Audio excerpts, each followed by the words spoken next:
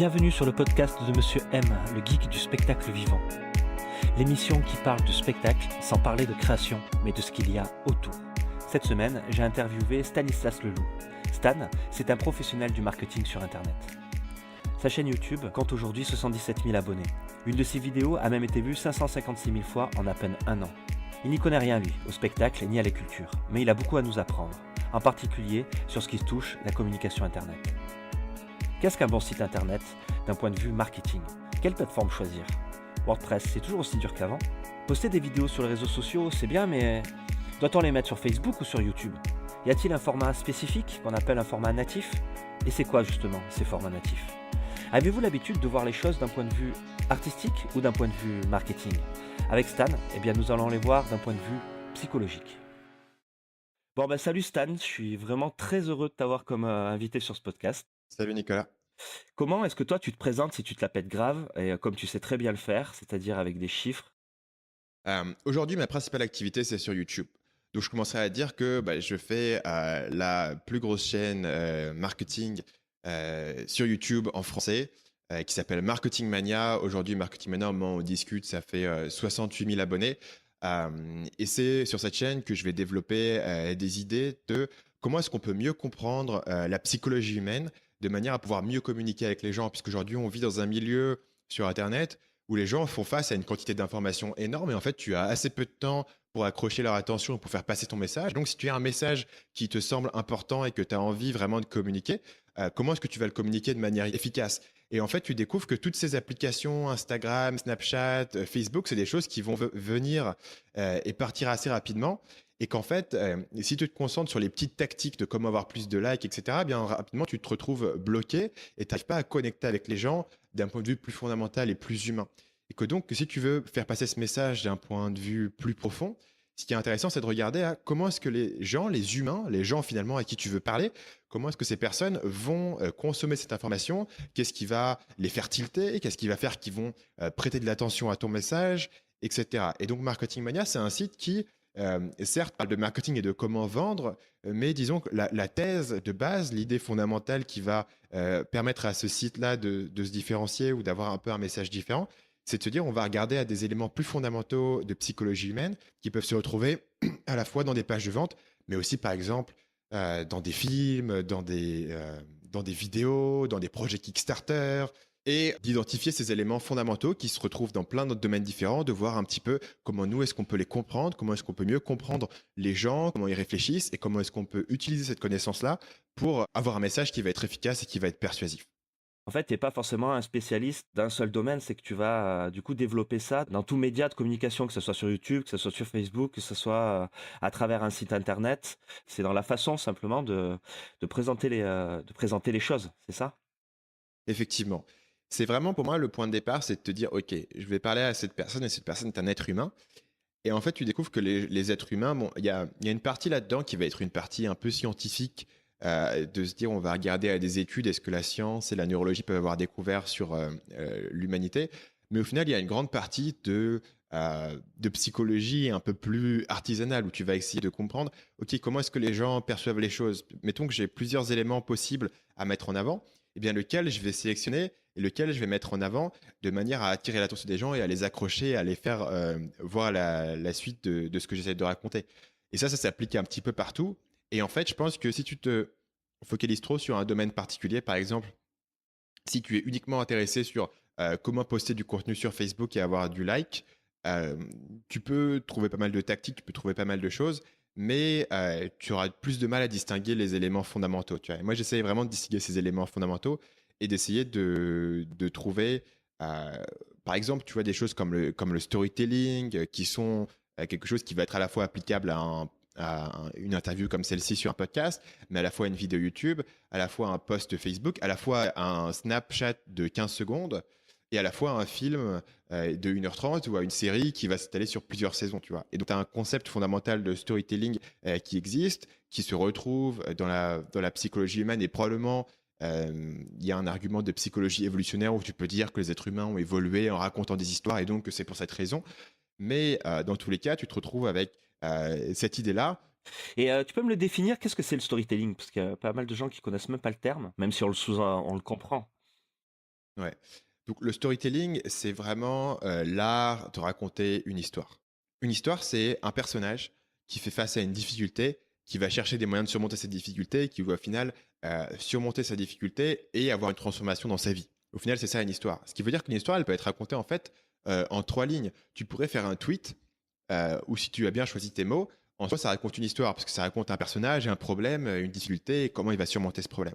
Et ça peut aussi être bien sûr quelque chose de beaucoup plus long. Et le storytelling, il peut vraiment se construire autour de n'importe quel projet, puisqu'aujourd'hui, tu vois, tu as monté un projet, tu as monté un spectacle. Tu peux imaginer qu'il y a une manière de raconter ton histoire avec euh, comment est-ce que tu as fait face à différentes difficultés, comment est-ce que tu as monté le projet, d'où il vient, quelle est la source de l'idée, pourquoi est-ce que tu as fait ça, pourquoi est-ce que tu as été poussé à créer ce projet-là.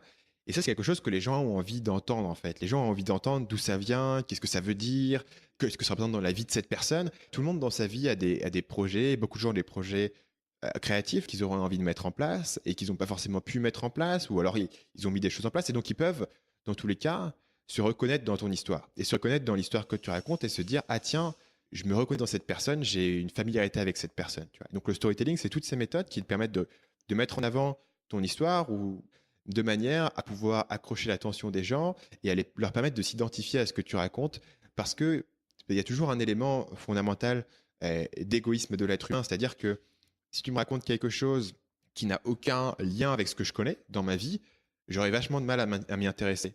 Alors que tout d'un coup, si tu me racontes quelque chose et tu m'expliques comment ça joue un rôle dans ma vie, ou alors comment est-ce que ça ressemble à quelque chose que moi j'ai vécu, et ben tout d'un coup, je vais pouvoir m'investir à fond dans ton histoire, de la même manière où les gens sont capables, par exemple, de s'investir dans Game of Thrones, qui est une série où, d'un point de vue factuel, ok, on vit pas dans un monde médiéval et on n'a pas des dragons, etc. Mais on arrive à se reconnaître sur la question du pouvoir, la question des relations familiales, la question de la confiance, tu vois, et tous ces thèmes-là, en fait, on se reconnaît dedans. Et donc, il n'y a pas besoin que les gens aient exactement la même expérience que toi pour s'y reconnaître. Si tu arrives à mettre les choses euh, en avant d'une manière humaine, en accent sur les émotions, en accent sur les besoins, en accent sur les peurs et en accent sur les relations humaines, tout d'un coup, tu peux raconter une bonne histoire. Et le storytelling, tu vois, c'est quelque chose qui va englober un petit peu tout ça, se dire comment est-ce que une histoire, comment est-ce qu'un discours va accrocher l'attention des gens, leur permettre de s'investir et de s'y reconnaître. Et le storytelling, c'est un truc que tu peux étudier toute ta vie, en fait. Et il y a une profondeur infinie et ça s'applique dans un très grand nombre de domaines. Et c'est sur ce genre de choses que j'essaye de me placer et j'essaye de trouver différents exemples pour pouvoir te donner à la fois un exemple qui vient d'un film, à la fois un exemple qui vient d'une vidéo de vente, à la fois un exemple qui vient de la politique et de te dire, ah tiens, je commence à voir des points communs entre tout ça. Et donc, je vois comment moi, ce que je fais au quotidien, mon travail peut se placer dans ce cadre en fait. Et donc, comment est-ce que je peux utiliser un concept comme le storytelling, par exemple, pour mettre en avant mon projet, dans ce cas-là, mon spectacle, tu vois, au-delà du storytelling qui peut être inclus dans l'œuvre en elle-même, et ben, c'est comment est-ce que tu vas en parler à l'extérieur, de manière à ce que les gens puissent se dire, ah tiens, il y a une histoire différente derrière ça, et tout d'un coup, tu vas capter leur attention et ils auront envie d'en savoir plus. C'est ça. Pour donner un exemple, j'accompagnais dernièrement un groupe de musique qui avait du mal à présenter son style musical et qui avait une vidéo qui était basée uniquement sur des enregistrements et sur des réunions d'équipe, etc. Bah, le storytelling qu'on a défini, c'était de raconter comment un gars qui a déjà un gros passif en musique, etc., est tombé amoureux d'un style de musique et comment il s'acharne à faire connaître ce style de musique et en l'emmenant dans des lieux de répétition, en l'amenant à réfléchir à son projet d'une manière professionnelle. Et du coup, il y avait toute une histoire à raconter et à développer autour du groupe de musique avant la sortie du CD déjà. Et c'était ce qu'on avait défini comme histoire. Et ce mec-là, il découvre le style, comment est-ce qu'il le découvre? Ensuite, tu vas te demander, OK, quel défi il fait face? Qu'est-ce qu'il va faire pour surmonter ses problèmes? Quelles sont ses émotions? Éventuellement, pouvoir montrer un peu les difficultés, donc les peurs, les blocages, le doute de savoir si ça va fonctionner, si on va s'en sortir. C'est vraiment avec ça, je pense que les gens peuvent se reconnaître. Assouvir aussi un sentiment de curiosité de comment est-ce que ça peut se passer et c'est quoi l'envers du décor. On est tous intéressés par ça.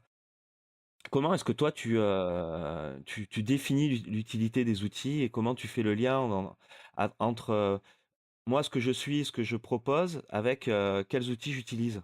Les outils, c'est juste un moyen. Et donc, du coup, l'action que je poserai ici, c'est vraiment de se dire aux gens quel type de personne va aller voir ton spectacle et puis sur quel réseau ils sont.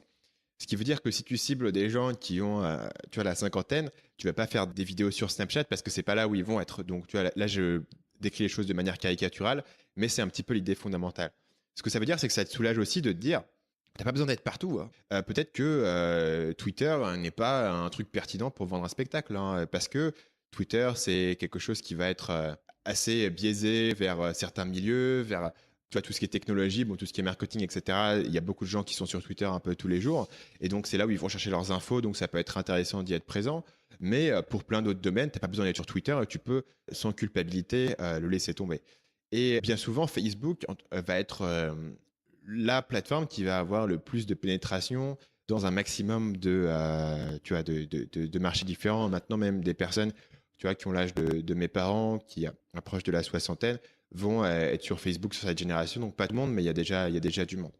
Ce qui veut dire que si tu devais en choisir qu'un, tu te demanderais vraiment, bah tiens, où sont les personnes que je veux toucher, quoi, les gens qui vont aller voir ce spectacle, où est-ce qu'ils passent un peu leur temps, et essayer de leur créer un message qui se trouve là. Et en se disant que tu as besoin d'être partout, disons que personne te regardera mal parce que tu n'as pas créé de compte Twitter ou de plateforme sur Pinterest, etc. C'est vraiment de te dire, ok, est-ce que les gens vont être présents sur cette plateforme et ensuite, qu'est-ce que je peux créer pour les toucher là-dessus. Donc sur Facebook, ce que tu peux créer, c'est une page et puis ensuite, voilà, créer une petite vidéo autour de cette histoire et cette vidéo, à partir du moment où tu touches un petit peu un air, à partir du moment où ça intéresse les gens, et bien les gens se l'enverront, se la partageront et elle peut tourner, elle peut toucher du monde et elle peut, s'il raconte une bonne histoire, être mémorable et donc les gens se souviendront un petit peu de ce que tu leur as raconté. Et dans ce cas-là, tu vois, tu te concentres un peu plus sur ton message et puis sur le fait de toucher les gens en un ou deux endroits. Tu vois, mettons, tu as un site web et puis une page Facebook. Et moins de te demander si tu dois en plus être sur l'ensemble des plateformes. Parce qu'il faut savoir qu'en fait, être sur une plateforme comme Twitter, en soi, ça t'apporte rien. Ce qui t'apporte, c'est d'avoir une audience, de développer ton audience, et d'avoir des gens qui te suivent sur cette plateforme. Et avoir des gens qui te suivent, c'est tout un travail, etc. Donc, si ton temps est limité et si ton objectif est précis, tu ferais peut-être aussi bien de te concentrer sur une plateforme. Et bien souvent, Facebook sera un bon point de départ. C'est ça. Et toi, tu parles souvent de natif quand tu vas dire on va faire une vidéo native de Facebook ou une vidéo native de YouTube parce que ils ont des formats natifs. Parce que faire poser une vidéo sur YouTube, ça sera pas le même format de vidéo qu'on va poser sur Facebook. C'est quoi les différences pour toi? Je vais te donner un exemple parce que là, je suis en train de travailler sur une nouvelle vidéo YouTube et c'est une vidéo qui va faire pas loin de 17 minutes d'analyse avec beaucoup d'extraits, avec tout un montage, etc. derrière. C'est une vidéo qui ressemble à des vidéos que j'ai faites qui ont très bien fonctionné sur YouTube parce que les gens sur YouTube sont là pour regarder de la vidéo, ils sont là pour avoir un truc intéressant et donc je vais pouvoir leur faire une analyse un peu complète, etc. Quand tu dis bien fonctionner sur YouTube, c'est combien de personnes? Bah, si cette vidéo-là fait 20 000 vues, ce serait pas mal, tu vois. 20 000, c'est bien. Et quand tu as comme ça une chaîne qui est assez jeune, hein, qui va faire des vidéos qui fonctionnent bien, c'est que tu as à la fois touché un nerf pour ton audience et à la fois touché un nerf pour la plateforme, en fait. Parce que le contenu que tu as est en bonne adéquation par rapport à ce que les gens attendent sur cette plateforme en particulier. Et ce qu'on entend par le mot natif, c'est ça, en fait. C'est de te dire, tiens, le contenu que je fais va être optimisé pour cette plateforme. Et en fait, la plateforme YouTube et la plateforme Facebook, en particulier en termes de vidéos, vont avoir des contextes assez différents. Et sur Facebook, bien souvent, la personne est sur son téléphone, en train de scroller. Bien souvent, ils vont voir la vidéo sans le son. Parce que sur Facebook, les vidéos autoplay, donc elles se lancent automatiquement, mais sans le son. Ce qui veut dire qu'il faut avoir ajouté en général des sous-titres. Les gens ne vont pas regarder une vidéo de 17 minutes qui débarque dans leur flux Facebook. Donc, on va être sur des vidéos plus courtes. Pas forcément besoin d'avoir une vidéo qui est aussi montée. Tu vois, tu peux faire une vidéo plus simple de 1 minute 30 avec des sous-titres. Et ça fera passer ton message de manière efficace. Et derrière, tu vas essayer de générer de l'engagement sur des likes, des commentaires, des partages, de manière à ce que la vidéo puisse continuer à tourner. Ce qui veut dire que si tu avais une stratégie qui serait donc native, les vidéos que tu produis pour YouTube et les vidéos que tu produis pour Facebook seraient assez différentes. Ça ne serait pas exactement le même contenu parce que, en fait, le contexte dans lequel les gens vont regarder cette vidéo va être différent et donc les attentes qu'ils en ont vont être différentes. Et tu vois que si tu voulais écrire un article sur ton blog ou si pour une raison ou pour une autre, tu avais l'occasion d'écrire un article sur un autre site, et bah, tu utiliserais peut-être un vocabulaire différent ou un contexte différent parce que l'audience n'est pas la même en fait. Donc tu t'adaptes tout simplement à ce que les gens sont en train de faire et au contexte dans lequel ils sont en train de se placer. Et donc pour Facebook, ça voudrait dire des vidéos plus courtes, ça voudrait dire les sous-titres qui sont le truc le plus important probablement. La plus grosse différence, c'est qu'il n'y a pas le son par rapport à quelqu'un qui va regarder YouTube et en général, il a ouvert la vidéo, il a cliqué dessus Donc, il y a une intention qui est beaucoup plus forte. Et en général, voilà, il a son casque sur les oreilles où là, c'est des haut-parleurs qui sont allumés. Et ce simple fait-là va largement changer la manière dont toi, tu penses, pas forcément à ton message, mais à la manière dont tu vas l'exprimer. Le temps que tu peux te donner, le format que tu vas choisir. Voilà. YouTube privilégie aujourd'hui des vidéos qui font plus de 10 minutes, quand Facebook privilégie des vidéos qui font 1 minute 30. Ouais, du coup, si on doit communiquer par exemple un teaser de spectacle, on aurait tout intérêt à le poster sur YouTube. Et puis après, derrière, soit le découper, soit raconter les rushs, soit poser des mini-interviews très courtes, des cascades, enfin des problèmes qu'on a pu rencontrer, etc. sur Facebook pour pouvoir générer des commentaires, générer des partages et investir la communauté. Ouais. Je pense que c'est intéressant de se visualiser la personne, tu vois. Imagine vraiment la personne qui est là, qui est en train d'attendre son bus, qui est en train de scroller sur Facebook, tout d'un coup, il tombe sur ta vidéo. Est-ce qu'ils vont regarder en train de scroller dans le bus une vidéo, un extrait de ton spectacle de 10 minutes? Probablement pas, parce que voilà, le contexte est un peu bizarre, ils n'ont pas forcément le son, ils sont en train de faire autre chose, ils sont un peu distraits. Mais est-ce que si tu arrives à faire quelque chose qui est un peu visuel, qui les accroche immédiatement, est-ce qu'ils vont regarder la vidéo pendant 1 minute 30 s'ils sont curieux? Probablement, tu vois. Et là-dessus, ils vont te mettre un petit like, ils vont suivre la vidéo et ensuite vont voir plus de choses. Et donc, tu peux toucher, accrocher l'attention des gens comme ça. Et sur YouTube, c'est un peu l'inverse, dans le sens où, comme tu as vachement plus d'intention, les gens vont rester plus sur une longue vidéo. Et dans ce cas-là, tu leur donnerais un lien. Et là, ils iraient voir un extrait de 10 minutes ou de quelque chose de plus long. Je pense que c'est utile de se visualiser en fait la personne devant son ordi ou devant son téléphone et de se dire qu'est-ce que cette personne est en train de faire, qu'est-ce qu'il y a autour d'elle, qu'est-ce qu'elle voit et est-ce que le contenu que je lui propose a des chances de l'accrocher à ce moment-là. Parce qu'il n'y a pas seulement la personne que tu touches, il y a aussi le moment où tu vas le toucher, à un moment donné de sa journée, où il a quelques minutes devant lui, ou à un moment donné où il est plus en train de réfléchir à un spectacle qu'il veut aller voir. Tu vois. Donc, sur Facebook, il n'y a pas d'intention particulière. Tu es en train de regarder ton flux et un truc apparaît sur ton flux. Contrairement à, par exemple, une recherche Google, tu vas chercher, tu vas faire une requête et donc tu as une intention particulière de trouver une information ou voilà, de faire quelque chose ou d'accomplir une action particulière. Ce qui n'est pas le cas sur Facebook. Sur Facebook, tu vas un peu toucher les gens dans leur journée à des moments aléatoires. Donc, tu vas peut-être axer ton message de manière différente. Ceci dit, le temps que les gens passent sur Facebook aujourd'hui est énorme. Ce qui veut dire que si tu arrives à créer le bon, tu vois, la bonne petite capsule, accrocher un peu l'attention des gens, accrocher leur curiosité, peut toucher pas mal de monde. Ça peut être un vecteur intéressant. Encore une fois, voilà, tout demande de réfléchir à le contexte dans lequel la personne se trouve. Et en fait, il n'y a pas besoin d'être un expert du marketing pour faire ça. C'est juste un petit exercice d'empathie et de se mettre dans les chaussures des gens et de dire est-ce que si j'étais cette personne, je serais intrigué par cet élément de contenu, tu vois. Et c'est vraiment cette réflexion-là de se mettre un peu dans les chaussures de la personne qui commence à te donner l'intuition de te dire ah tiens, ça va bien marcher. Et ça marcherait mieux par exemple sur YouTube parce que c'est un format plus long. Et ça marcherait mieux sur Facebook parce que c'est vachement visuel ou ça accroche rapidement l'attention. Mais on est d'accord que voilà, tous ces contenus-là, ils doivent être bien réfléchis, bien travaillés. Et c'est pas juste mettre n'importe quoi et attendre que ça tombe, quoi. En soi, créer du contenu, en soi, être sur une plateforme, ça t'apporte rien. Je veux dire, il y a une infinité de comptes qui existent, de pages qui existent sur Facebook, etc. Et en soi, la page te rapporte rien à partir du moment où des êtres humains derrière ne sont pas en train de la regarder. Et de la même manière, le contenu que tu crées n'a de l'intérêt qu'à partir du moment où des gens vont le consommer. Moi, la première fois que j'ai fait sur ma chaîne YouTube une vidéo qui analysait un film, c'est quelque chose que j'ai fait un petit peu comme ça, en me disant, tiens, ça me semble être une bonne idée. Comme la vidéo a vachement bien marché, ensuite, je me suis dit, tiens, est-ce que c'est quelque chose que je peux décliner et faire plus? Il y a plein d'autres types que j'ai testés sur ma chaîne qui n'ont pas nécessairement tu vois, aussi bien fonctionné. Je me souviens qu'au départ sur la chaîne, j'avais par exemple un concept où je critiquais des pubs Facebook que j'avais trouvées sur Facebook et je disais si c'était bien ou pas. C'est une vidéo qui n'a pas du tout bien marché.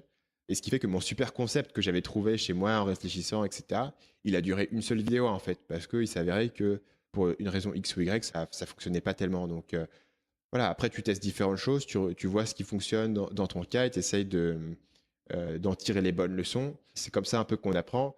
Et puis, il faut savoir que quand tu débutes, il n'y a pas beaucoup de monde qui vont voir ce que tu fais. Donc, à la fois, c'est un peu frustrant. Et dans l'autre fois, voilà, ça permet d'expérimenter, de tester différentes choses et en fait de voir ce qui va vraiment résonner avec les gens. En particulier sur une plateforme comme Facebook, mais aussi sur YouTube, il y a un vrai potentiel de viralité. Et la viralité, c'est pas, tu vois, c'est pas forcément devenir Gangnam Style. La viralité, ça veut dire que les gens voient quelque chose et ça va se propager à différentes personnes. Et parfois, la viralité, ça peut vouloir dire, voilà, faire 1000 vues. Voilà, 200 personnes qui te suivent, les personnes vont la partager ou ça va se propager un petit peu. Et au final, tu vas faire 1000 vues, tu vas toucher 1000 personnes. Et ça, c'est déjà quelque chose qui est intéressant. Ça te donne un vrai levier. Et ça te permet de voir que, la vache, pour revenir à ce qu'on disait sur le storytelling, mon message, il résonne avec les gens et il leur donne envie de faire une action. Et de faire un partage, de faire un like ou de me laisser un commentaire ou de venir à mon spectacle. Et c'est vraiment ces idées-là que tu te dis, ah, voilà, pour que les gens partagent quand même une vidéo, il faut que ça les ait touchés d'une manière ou d'une autre. Chez un air où tu as créé un message qui est vraiment intéressant et où tu peux faire plus, soit en promouvant cette vidéo via la pub Facebook, ou soit tout simplement en essayant de développer ce message de différentes manières, ou en faisant un follow-up, ou il y a plein de choses que tu peux faire pour construire un petit peu sur un succès initial. Après, je sais pas si c'est juste une institution ou pas, mais on a la tendance à vouloir toujours ramener les visiteurs vers son site internet. Du coup, on va récupérer toutes nos visites sur la page d'accueil de notre site internet. Ouais. Je pense qu'il y a deux erreurs potentielles que tu peux faire. La première, c'est de faire la page de ton point de vue. C'est-à-dire de dire, ah ok, qu'est-ce que j'ai envie de mettre sur la page? Tiens, j'ai envie d'avoir ça, j'ai envie d'avoir un bouton là, j'ai envie de faire ça, etc. Sans comprendre qu'en fait, le but de ta page, c'est pas de te faire plaisir à toi, puisque c'est pas toi qui va aller sur le site, hein. Je peux dire, moi j'ai créé des sites, j'y vais pas tous les jours regarder ma page. La personne qui va venir tous les jours sur ton site, ou les personnes qui vont, la personne à qui s'adresse ce message-là, c'est ton visiteur. Donc vraiment, le première étape, c'est de créer la chose du point de vue du visiteur. Ce que beaucoup de gens ne font pas, hein. Je vois vraiment quand même beaucoup de gens qui disent, ah tiens, j'ai envie d'avoir ça, j'ai envie d'avoir un menu là, j'ai envie d'avoir un bouton. Et c'est ok, enfin, je veux dire, c'est bien de faire ce qui te plaît, mais est-ce que la personne qui tombe sur le site va se retrouver dedans? Ce qui veut dire que on a ce premier point-là, et une fois que tu as accompli ça, euh, tu vas t'apercevoir que la personne qui arrive sur ton site possède deux choses. D'abord, elle possède très peu d'informations sur qui tu es. Donc, elle part d'un niveau d'information qui est assez faible, contrairement à toi. C'est pour ça que c'est important de partir de son point de vue. Et deuxièmement, elle possède une attention de, on va dire, 30 secondes. Ce qui ne veut pas dire que les gens sont tous des souris à partir dans tous les sens, mais ça veut dire que il faut que tu puisses communiquer assez rapidement de quoi il s'agit. Et ça force en fait à faire une communication qui est assez différente d'un site que tu aurais pu faire sans trop y réfléchir. Pourquoi? Parce que d'abord, tu vas mettre moins de choses.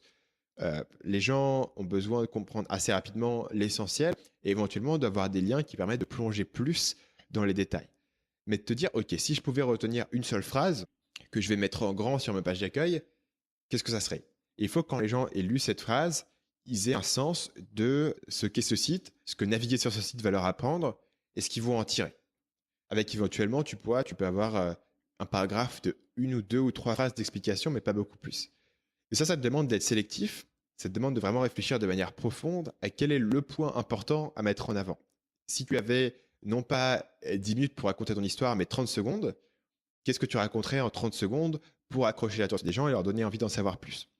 Et ça te demande d'identifier les points qui sont les plus intrigants dans ton projet, ça te demande d'identifier les points qui sont éventuellement uniques, ça te demande de comprendre exactement là où tu veux amener les gens. Et donc, tu as vraiment cet élément-là.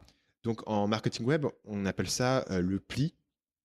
Et le pli, c'est simplement en fait le bas de ta page. Quand tu arrives sur une page, sans utiliser ta molette de souris ou sans utiliser le scrolling sur ton téléphone, qu'est-ce que tu vois sur l'écran et quel est le message que tu obtiens juste avec cet écran-là. Et en fait, c'est un bon exercice à faire si déjà tu as un site web, c'est d'aller sur ton site, d'ouvrir la page et de te dire, OK, qu'est-ce qu'une personne qui vient sur mon site pour la première fois, qui ne me connaît pas, peut comprendre juste avec les informations qui sont là.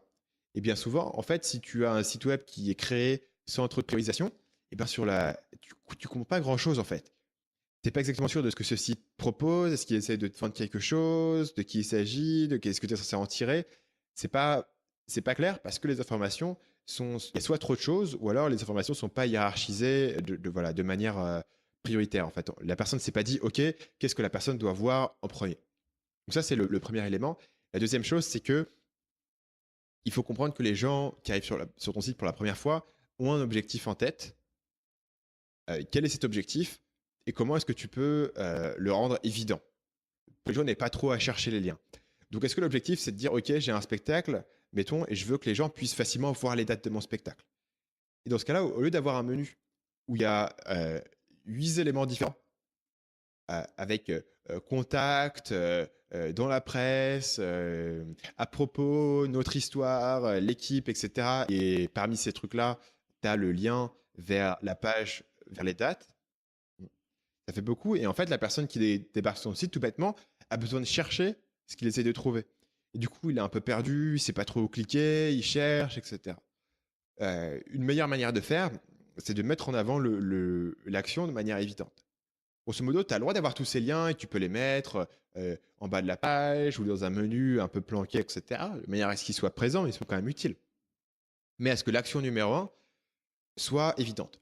Donc pour moi, par exemple, sur mon site, l'action numéro 1, c'est que les gens s'abonnent à ma liste email, en fait. Et donc je leur fais tout un tas d'offres pour s'abonner à la liste avec des boutons qui sont généralement de couleur, mis en évidence au milieu de la page, en gros, etc. Et tous les autres liens qui sont un peu accessoires vont être dans le menu, sur le côté, etc. Donc si tu peux identifier un point principal que les gens vont faire sur ton site, comment est-ce que tu peux le mettre en avant et en fait, le hiérarchiser.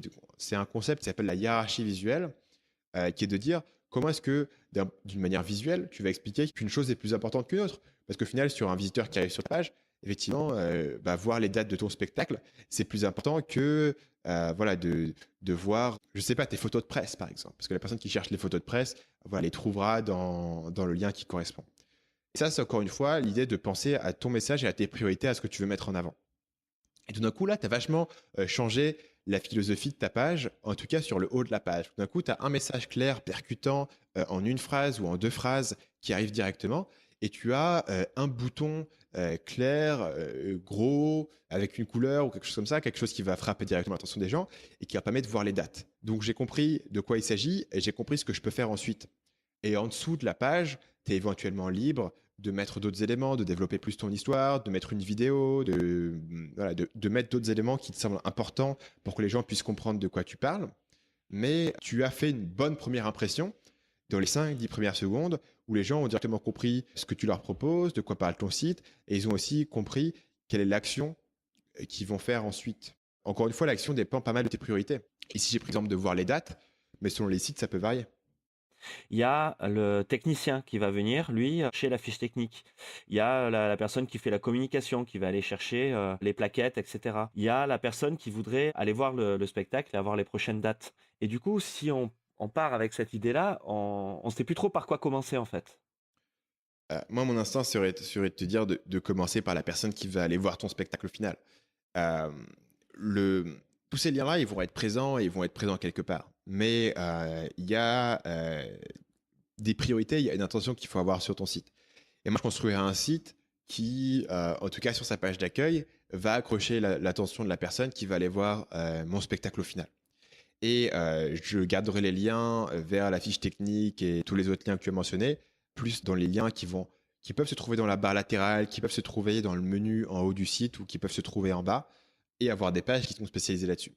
Éventuellement, ce que tu peux faire, mais là, ça demande quand même un peu plus de boulot, c'est de créer des pages pour chaque profil, tu vois. Et donc, du coup, tu aurais un élément sur ta page d'accueil en disant est-ce que vous êtes est-ce que vous voulez aller voir le spectacle? Est-ce que vous voulez voir la fiche technique, etc. Et dans ce cas-là, tu voudrais créer 3 profils différents dans lesquels les gens peuvent s'orienter. Et ça se fait parfois, par exemple, là où ça se fait souvent, c'est par exemple si tu as un site qui va être un site éducatif, souvent sur la page d'accueil, ils vont essayer de diriger les gens vers 2 branches. Est-ce que vous êtes un étudiant ou est-ce que vous êtes un professeur? Pourquoi? Parce que ces 2 branches ont des besoins différents, effectivement, et on veut leur faire un message différent. Mais à mon avis, ça demande plus de travail. Et en fait, ce que je ferais pour simplifier les choses, c'est d'avoir une page qui donne envie d'aller voir le spectacle, parce que ça reste quand même un job central et ça reste probablement la personne qui va être la plus critique en fait à convaincre, tu vois. Les gens qui cherchent juste des informations techniques prendront les 30 secondes, 40 secondes pour aller chercher le lien là où il se trouve, à partir du moment où il se trouve dans un endroit relativement clair, on va dire à la barre latérale.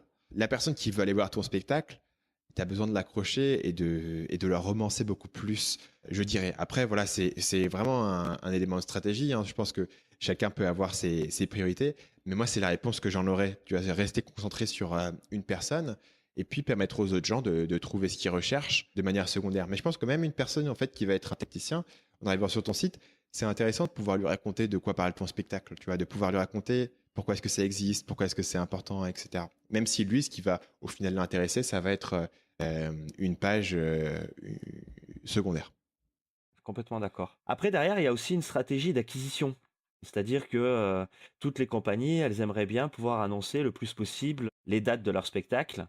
On se retrouve du coup à avoir beaucoup de formulaires sur la page d'accueil, souvent dans le menu de droite, recevoir nos dates ou notre mailing list carrément, hein, avec ton nom, ton prénom, et puis tu fais go quoi. Est-ce que tu aurais des conseils à donner par rapport à ce qu'on appelle l'acquisition de prospects, c'est l'acquisition de nouveaux contacts, hein. La question à se poser, c'est de se dire qu'est-ce que je peux donner à la personne aujourd'hui pour qu'il ait envie de me donner son email. Donc par exemple, ça pourrait être, si tu crées du contenu sur ton site, est-ce que tu peux avoir un petit contenu exclusif que les gens vont recevoir s'ils donnent leur email? Qu'est-ce qui pourrait intéresser les gens? Là-dessus, il faudrait un petit peu brainstormer par rapport à ce que tu proposes. Dans mon domaine, on va souvent donner trois catégories de choses, soit un PDF, soit un audio, soit une vidéo, donc un petit contenu supplémentaire qui a besoin d'être extrêmement compliqué en fait. Tu vois, ça peut être quelque chose d'assez simple. Parfois, c'est un PDF qui fait que quelques pages. Au final, le seul coût, c'est d'avoir passé 5 secondes à entrer une adresse email. Et puis d'ailleurs, on va t'envoyer des emails d'information, mais tu peux te désinscrire en un clic. Donc la barrière en fait n'est pas si énorme que ça, mais il faut quand même donner aux gens une bonne raison. Les gens font rarement des choses sans avoir de raison, et je pense que abonnez-vous à notre mailing list est vraiment pas une raison qui est persuasive pour la grande majorité des gens. Les dates, c'est déjà un point de départ. Et ensuite, te demander, OK, est-ce que je peux créer un univers, par exemple sur ma compagnie, est-ce que je peux créer un univers, est-ce que je peux créer une dynamique, est-ce que je peux créer une histoire autour de la compagnie qui fait que les gens se disent, bah tiens, c'est vraiment des gens intrigants, j'irais bien avoir un truc dans le futur, je vais leur donner mon email et je vais recevoir peut-être voilà, une newsletter de temps en temps qui va me tenir au courant sur cette compagnie. Et pourquoi est-ce que les gens seraient particulièrement intéressés par ta compagnie en particulier?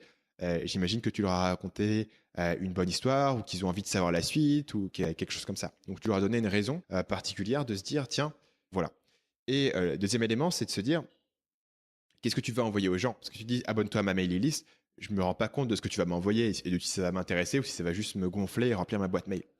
Donc si tu peux donner aux gens une clarté sur ce qu'ils vont recevoir et ce qui se trouve derrière, c'est pas mal.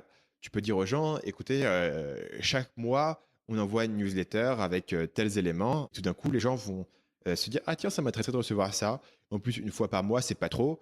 Et donc, du coup, tu as défini en fait ce que tu leur as envoyé et tu leur as défini aussi l'engagement qu'ils sont en train de prendre.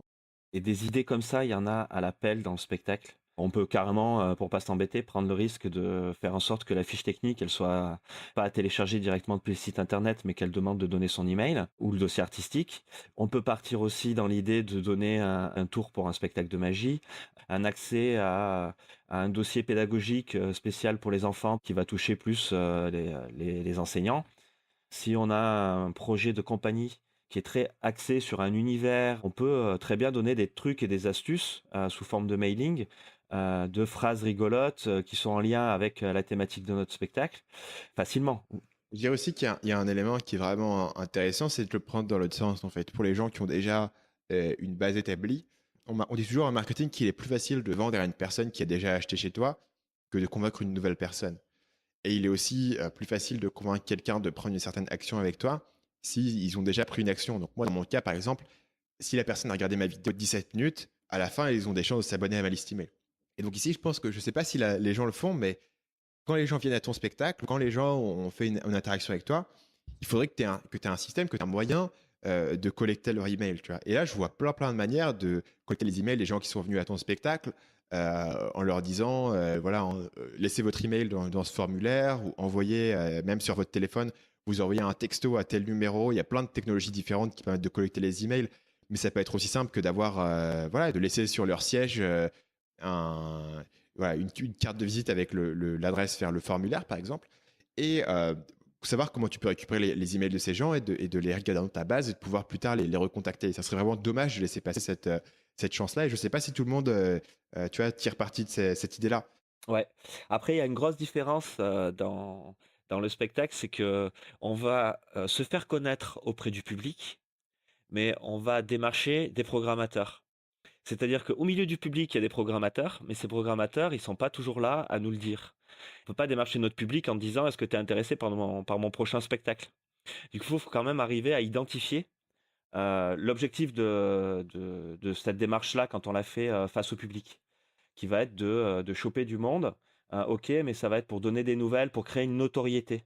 Et ça va pas être forcément un fichier cible des programmateurs. Par contre, derrière, le travail qu'il peut y avoir sur cette newsletter, c'est d'arriver à faire en sorte à créer de l'engagement auprès des programmateurs et du coup de segmenter après ces listes derrière et d'arriver à faire sortir en fait les programmateurs qui sont dans la liste de tout le public. La question que je me pose, c'est est-ce qu'il n'y a pas d'intérêt à pouvoir argumenter que tu as déjà des gens qui te suivent, qui sont intéressés par ce que tu racontes? Je pense aux gens qui veulent devenir auteurs, écrire des bouquins. Aujourd'hui, si tu veux être un auteur, écrire un bouquin et avoir un deal avec un éditeur, la meilleure façon de le faire, c'est de pouvoir dire, bah regarde, moi aujourd'hui sur Internet, j'ai une liste de personnes qui me suivent, qui sont intéressées par ce que je raconte. Donc ça permet à l'éditeur d'avoir une preuve qu'il y a un intérêt pour ce truc-là. Et puis ça lui permet aussi de diminuer un peu son risque en se disant, cet auteur-là, il sait déjà comment promouvoir des choses et puis il a une base de personnes qui le suivent déjà. Je ne sais pas si dans ce cas-là, la même idée s'applique. Ah ouais, carrément, ouais, c'est dans le cadre de l'édition, tout à fait. Et puis même d'une manière générale, si tu fédères une communauté, alors pour les groupes de musique, c'est essentiel, ce type de communication, c'est-à-dire d'aller directement vers le public. Pour une compagnie de spectacle, arriver à créer une communauté autour de la compagnie, c'est déjà beaucoup plus difficile, mais si on y arrive, évidemment qu'un programmateur, il sera tout intéressé à se dire, attends, c'est cette compagnie-là qui a toute cette communauté, on sait que si on les fait venir, il y a des chances que ça fasse venir du monde. Ça, c'est le top du top, ça. Alors, moi, je pense vraiment d'un point de vue du spectateur, tu vois, après le spectacle, t'es tellement engagé dans le truc, t'es tellement touché que tu serais prêt à vraiment à faire l'action. Et après, si on peut te lancer vraiment des follow-up qui te gardent un petit peu et qui te rappellent la bonne expérience que tu as eue, je pense qu'il y a vraiment un moyen, alors ce ne sera pas la même communauté effectivement qu'un groupe de musique où les gens vont aller en concert, etc. Mais il y a un moyen de créer une relation avec les gens et de se dire, ah tiens, j'avais été voir leur dernier spectacle. Tout à fait. Alors du coup, quand on entend tout ça, on se dit: «Oh là là, alors attends, il faut que je revoie mes mailing lists, il faut que je réfléchisse à faire plein de vidéos pour Facebook, et que j'en ai une qui soit spécialement dédiée à YouTube, que je refasse mon site internet». On a évidemment dans la tête l'idée de: «Mais oh là là, ça prend du temps tout ça». Tu as des conseils toi quoi pour, gagner du temps? Alors moi, je pense que d'abord que cette inquiétude-là elle est légitime. Je pense que beaucoup de gens perdent énormément de temps avec ces affaires-là et d'une manière qui, à mon avis, n'est pas indispensable, n'est pas nécessaire. Dans le sens où, dès que tu crées un site, tu vas rapidement te retrouver dans des détails techniques, à peaufiner des trucs à droite, à gauche, qui sont franchement pas forcément les détails qui vont faire la différence. Donc, ce que je conseillerais aux gens, c'est d'abord de ne pas s'obliger à être présent sur tous les outils. Voilà, si tu n'as pas envie de faire de vidéos YouTube, ne fais pas de vidéo YouTube et fais juste du Facebook avec un site web à côté. Il n'y a pas de souci. De la manière, une fois que tu as fait un site web, tu peux avoir ton site web et pas trop le toucher et le laisser pendant la durée où tu vas faire le même projet et le laisser comme ça et pas trop le toucher, tu vois, et te concentrer sur le fait de créer un petit contenu chaque semaine sur Facebook. Voilà, tout ce contenu, en particulier le contenu vidéo, peut être créé voilà, un peu plus rapidement dans le sens où tu peux documenter ce que tu fais déjà. Donc, si tu fais des répétitions, tu fais des spectacles, tu postes des petites vidéos sur Facebook, ça peut intéresser les gens, ça peut les intriguer, ils ont peut-être envie de suivre ça, etc. Donc, il existe des moyens de le faire de manière pas trop technique, dans le sens où une vidéo peut se faire avec ton téléphone. L'idée, c'est de pas trop se bloquer sur les outils, d'essayer de faire au plus simple et à chaque fois d'essayer de faire une action, de dire est-ce que cette action va vraiment faire une différence sur le projet au final. Donc refaire le design de ton site, à partir du moment où le design est lisible et on comprend à peu près ce qu'il faut faire et les choses sont plus ou moins propres, tu n'as pas besoin de le refaire, il est correct, ça fait le job et puis t'en occupes pas trop. Ça n'a pas besoin d'être optimisé au poil parce que tu t'es pas, voilà, t'as pas cette pression-là. Et vraiment de te dire, ok, si j'avais une heure, qu'est-ce que je ferais? Un bon message, je vais faire une petite vidéo qui raconte mon message et puis je vais la poster. Euh, tu vois, à partir du moment où tu te concentres sur les bonnes choses, ça prend pas forcément autant de temps que ça. Et je pense qu'il est super piégeant, en particulier si tu lis des sites web qui parlent de tout ça. Moi, il y a un site web que j'aime beaucoup qui s'appelle WP Marmite qui parle de WordPress et c'est un vachement bon site. Ils font du vachement boulot, ils sont experts de leur truc. Mais quand tu vas sur ce site, tu as l'impression que tu n'as rien fait, quoi. Il faut installer 112 millions de plugins, des designs, etc. Tu vois. Même moi, j'ai pas fait tout ça, alors que pourtant, c'est ce que je fais à plein temps. Et c'est vrai que quand tu lis des sites web ou à droite à gauche, bah, la personne qui a écrit l'article, parfois est trop passionnée par son domaine et par tous les trucs, et te dit pas exactement ce qui est nécessaire ou pas, tu vois. Donc, il faut vraiment te dire, OK, est-ce que cette action-là, vraiment faire une différence? Et une petite action d'optimisation, de remettre un truc, de refaire un design, de remettre un lien à droite à gauche, tu t'en fiches un petit peu dans le sens où ton message est clair, où ton histoire est racontée, où les actions sont là, où les infos sont lisibles. Tout le reste est un peu accessoire. Et, euh, et ça repart un peu de ce qu'on disait la dernière fois, c'est-à-dire vraiment de se mettre dans les chaussures de la personne qui va arriver sur la page et de ce qu'elle a besoin de voir. Euh, Au lieu de te dire, ah, il faut absolument que je fasse tout, que je fasse ci, que je fasse ça, identifie l'essentiel, tu te mets dessus, tu vas découvrir que ça prend pas tant de temps que ça et que c'est pas, tu vois, si quelque chose marche pas, si t'as l'impression de passer du temps sur Twitter et que ça marche pas, bah arrête de le faire. Personne t'oblige, il n'y a pas de loi qui dit que tu es obligé de faire du Twitter. Si, de toute façon, si les gens sont pas présents, si l'audience n'est pas là, tu peux l'ignorer, tu peux passer à autre chose. Et, euh, et ça, je pense que c'est assez libérateur. En tout cas, moi, c'est libérateur pour moi. Et pourtant, voilà, je fais que ça, hein. Je fais que du marketing en ligne toute la semaine. Et j'ai des gens qui m'aident, qui travaillent pour moi et qui m'aident, tu vois. Et même moi, j'arrive pas à tout faire parce qu'il y a trop de choses et tu peux pas tout faire bien. Donc, euh, il vaut mieux avoir un truc qui fonctionne plutôt que 5 trucs qui sont faits à moitié. T'en parles dans ta formation sur le déclic, je sais plus si tu la nommes comme ça, mais la méthode Zuckerberg en fait, qui va être de dire est-ce que l'objectif qu'il avait sur Facebook, c'est de faire venir le plus de monde possible sur Facebook. Et à chaque fois qu'on lui posait une question sur un module à rajouter, sur quelque chose qui pourrait aller mieux, tous ces objectifs, il les centrait sur une seule chose, à répondre à une seule question qui est est-ce que ça va me permettre d'avoir le plus d'abonnés possible? Si ça répondait par oui, mais il dégageait. Si ça répondait direct par non, ça dégageait. Et il fallait axer que sur une seule mission, en fait. Et c'est vrai que quand on a des objectifs qui sont bien fixés et qui sont fixés dans le temps, par exemple, on va se dire, on teste Twitter, on définit tel objectif, tant de followers, puis après, c'est je suis sur Twitter, est-ce que ça me permet de rajouter des followers? Et de se fixer à cet objectif, quand s'il n'est pas atteint et qu'on repositionne et on dit, bah ok, on prend pas cette voie-là, ça fonctionne pas, et on peut attaquer une autre voie à côté. Mais au moins, on est allé jusqu'au bout de la première, on a pu l'évaluer et on a ciblé et axé le travail que sur une seule chose, ce qui permet d'être du coup efficace autant en sélectionnant ces missions que en écourtant le temps de travail parce qu'on va le fixer par rapport à des objectifs. Tu vois ce que je veux dire? Exactement. Et il y a un truc que je voudrais souligner, que tu as mentionné et que j'avais effectivement pas pensé de dire, parce que quand tu lances un nouveau projet, quand tu lances une nouvelle initiative, il me semble vraiment crucial de définir dans le temps en fait ce que tu veux faire. Donc de mettre une date de fin. Dire on va faire ça et on va le faire pendant X temps. Pendant 4 semaines, pendant 12 semaines, et au final on va réévaluer. Pourquoi? Parce que sinon tu te lances dans des trucs infinis. On va faire ça et on va le faire à l'infini. Et du coup, tu te lances dans des engagements qui sont énormes et une pression qui est énorme et tu te trouves à avoir des trucs qui s'empilent les uns sur les autres. Moi, aujourd'hui, je lance aucun projet en interne dans ma boîte sans dire combien de temps ça va durer. Donc, je pense que ça te donne vachement plus de confiance en ce que tu fais. C'est vachement plus agréable de travailler comme ça. Et voilà, c'est vraiment une recommandation. Quand vous lancez un projet, définissez ce que vous allez faire à l'avance et puis mettez-le borné dans le temps. Et je déconseillerais de se lancer sur des projets marketing web qui durent plus de 3 mois, on va dire. 3 mois, ça serait la durée maximale. Donc, soit tu fais ça pendant une semaine, soit tu fais pendant un mois, soit tu le fais pendant 12 semaines. Mais tu te dis, OK, je me donne une opportunité de faire stop, de réévaluer, de voir si ça a marché ou non. Et puis, si ça n'a pas marché, tant pis, je passe sur autre chose. En tout cas, je ne m'engage pas pour le reste de ma vie. Tout à fait. Et puis, savoir s'arrêter. Mais ça, les artistes, j'ai envie de dire, ils savent très bien le faire quand on crée un spectacle. On n'a jamais le sentiment qu'il est terminé. C'est quelque chose qui est terrible, c'est de se dire quand est-ce qu'on peut le produire au public, parce qu'on n'a jamais le sentiment qu'il est fini. Et c'est souvent, justement, une échéance qu'on va se poser, qui va être la première représentation, qui va nous fixer cette échéance. Eh bien, il faut faire la même chose avec la même rigueur quand on fait de la communication. On n'aura jamais le sentiment que c'est complètement terminé, mais on est arrivé à terme de notre échéance, c'est le moment de réévaluer. Ok, ben Stan, c'est super chouette. J'aurais quand même un dernier petit truc, c'est les compétences techniques. On n'en a pas parlé, mais je sais que beaucoup d'artistes et beaucoup de gens qui font de la communication de spectacle, ils ont vraiment le sentiment que tout ça, ça évolue tellement vite, que c'est compliqué, que ça prend du temps. On aurait envie de pas passer sur un WordPress dont tout le monde dit c'est bien, c'est par ça qu'il faut faire, etc. Mais on aurait envie d'avoir un Wix, d'avoir un autre site internet pour aller plus vite. Euh, Aujourd'hui, WordPress, c'est pas si compliqué que ça à utiliser. Il faut quand même pouvoir l'installer, mais il existe beaucoup de tutoriels sur ce point-là.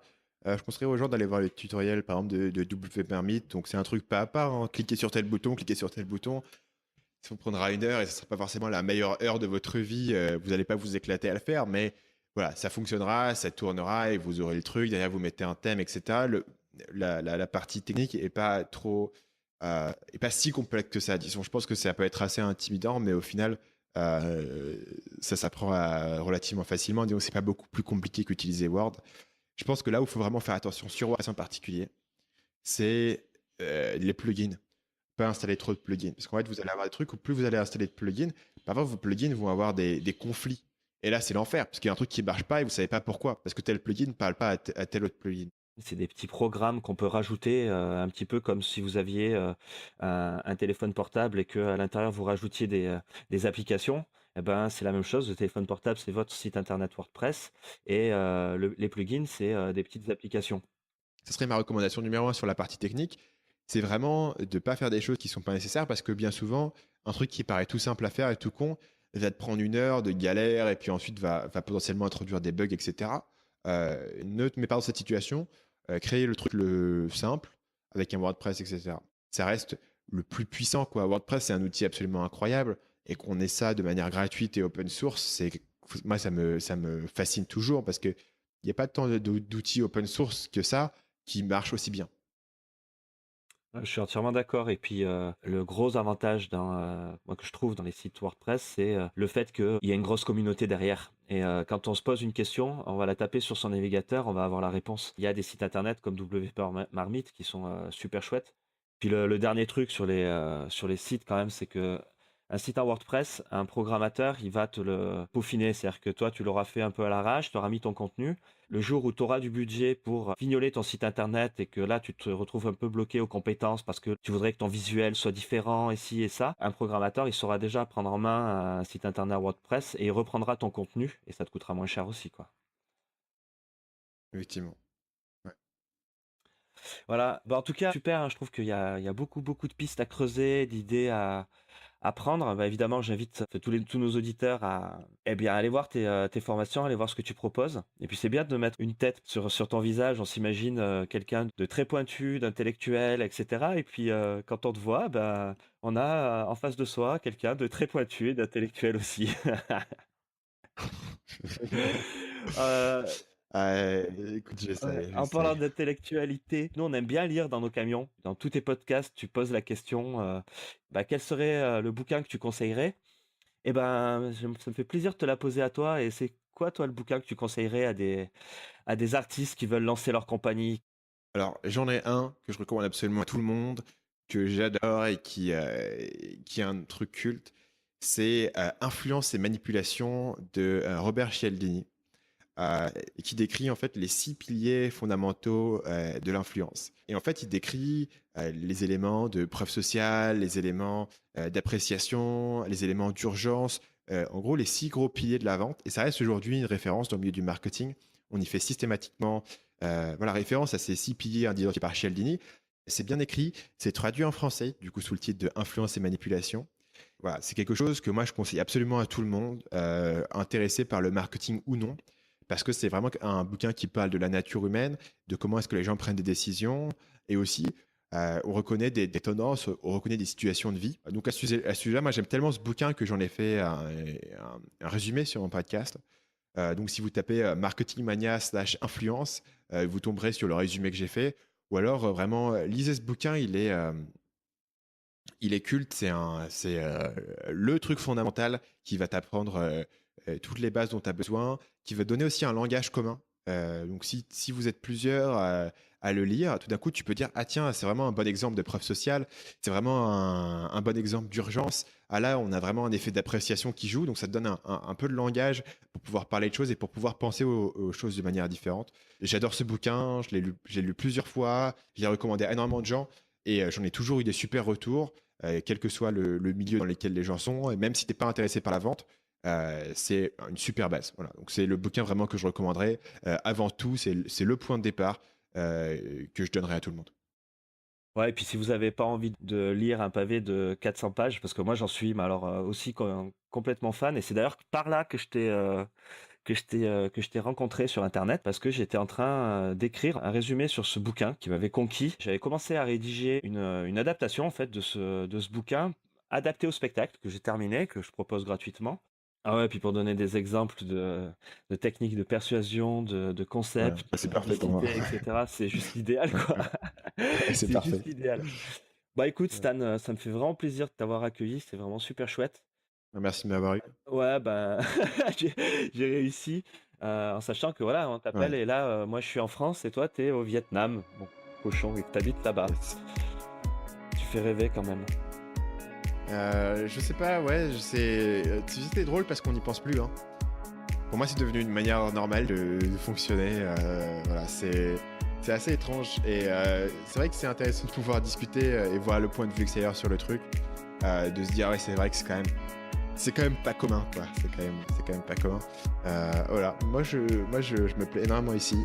J'ai eu un gros coup de foudre il y a quelques années pour Ho Chi Minh en particulier. Ok, bah écoute, merci à toi. Salut Nicolas. Et puis, je vais essayer de couper cet enregistrement. Voilà, j'espère que cet entretien vous aura donné quelques pistes et sûrement l'envie de revoir votre site internet.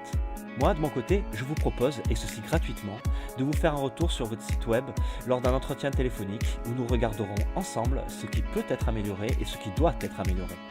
Nous passerons 1 heure et décortiquerons vos pages, une à une. Pour prendre rendez-vous, il vous suffit de vous rendre sur la page de ce podcast sur le site www.monsieur-m.fr, rubrique podcast, et de cliquer sur le lien. Vous comprendrez que je ne peux prendre qu'un nombre limité de personnes. Alors si le lien n'est plus disponible au moment où vous écoutez cette émission, eh bien c'est que je ne peux plus proposer ceci gratuitement. La semaine prochaine, je publierai la 2e partie du podcast de Jérôme Ramaker, mon homologue belge. Avec lui, nous continuerons de discuter de marketing culturel. Et le podcast du spectacle vivant ne s'arrêtera pas là, puisque dans la foulée, j'ai interviewé Nella Fragola, une slasheuse. C'est une blogueuse, comédienne, mannequin. Elle vit de ses passions, mais gagne sa vie avec son blog. Cette interview, je l'ai trouvée géniale, vous donnera des pistes sur la création d'un blog d'artiste ou de compagnie qui fonctionne et qui ramène des visiteurs. Alors à bientôt.